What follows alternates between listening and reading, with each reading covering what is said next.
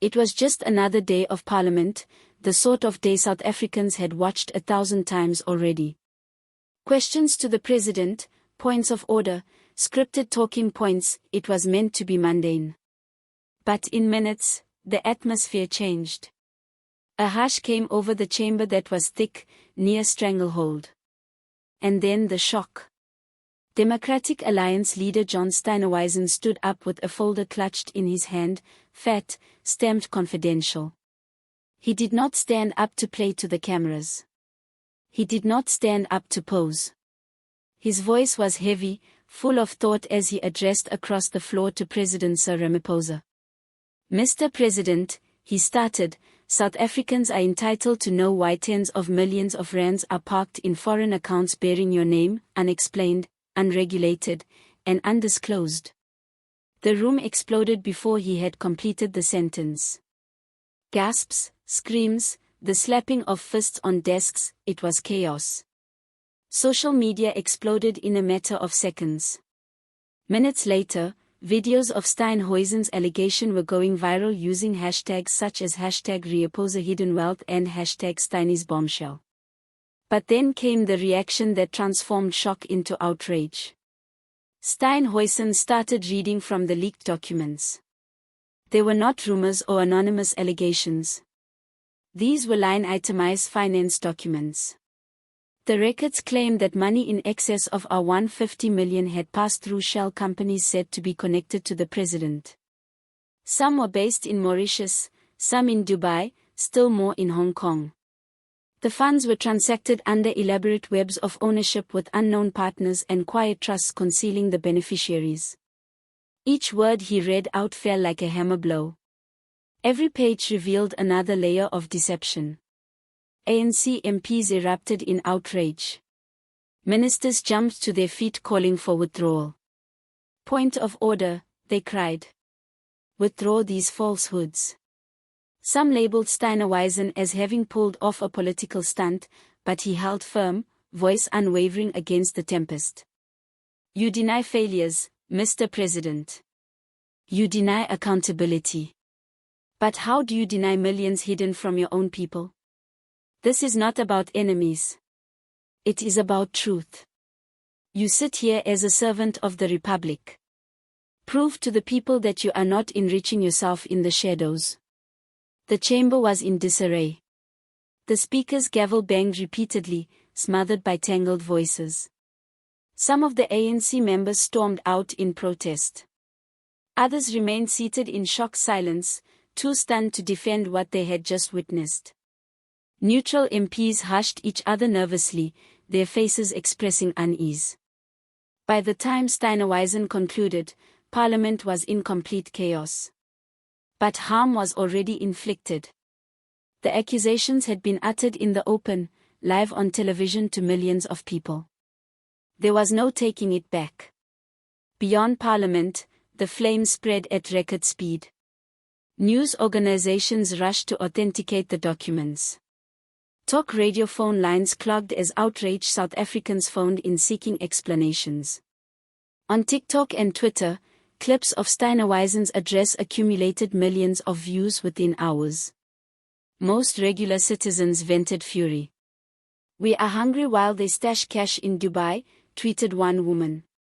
Another spoke up saying, if true, Ramaphosa is no different from Zuma. He has got to be removed. Protest hashtags grew by the hour. The president's office released a brief, tightly worded statement rejecting the allegations as politically motivated fiction. But more significantly, the statement did not categorically rule out the existence of offshore accounts. For many South Africans, that silence spoke louder than words. Political commentators were quick to offer their opinions. Some said Steenhuisen had played his cards wrong and would face a backlash if the documents were found to be fake. Others declared the DA party leader to have altered the narrative of South African politics. This is no longer about party competition, an analyst commented on ENCA. If authenticated, this is a constitutional crisis. It goes to the very center of whether the president is reliable. In the ANC, the damage was instant. News filtered through of panicked late-night reunions at Luthuli House. Old Guard party members were reported to be enraged that Ramaphosa had once again put the ANC in the firing line of scandal. Some threatened to make him spill the beans. Others believed in drawing a line and laying the blame at the doorstep of foreign interference. But unity was eroding. One ANC MP, interviewed anonymously with the press, conceded, "If this is true, he cannot survive. We can't contest another election with this threatening us." Opposition parties, however, caught wind of blood. The EFF was making plans to bring an urgent debate about the president's finances. The DA indicated that they would pursue a parliamentary probe. Civil society groups started preparing petitions calling for Ramaphosa to open up his entire financial information, including all offshore interests. The charges in themselves, if true, would be catastrophic. The papers intimated connections between the offshore money and government procurement contracts. That would not only imply secret riches, but enrichment straight out of government contracts as high-level corruption. Picture this: Steenhuisen had boomed in the House. While the people wait in line for grants and kids sleep without supper, their president stashes millions abroad. This is treachery, plain and simple.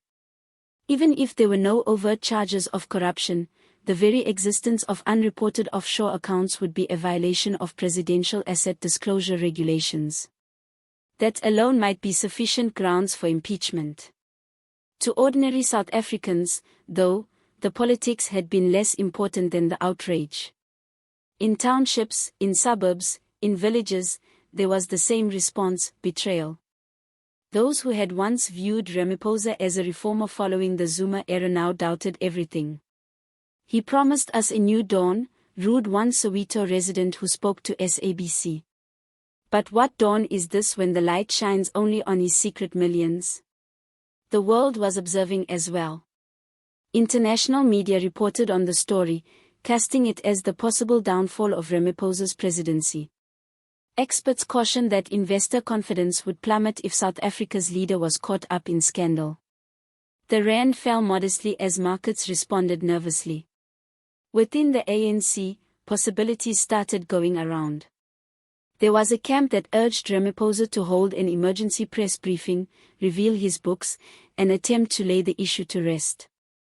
There was another camp which cautioned that this would only serve to confirm the accounts are there, opening the floodgates. There were whispers of succession from some insiders. Paul Moshetal and Guido Mantashe were names that made the rounds in backroom talk.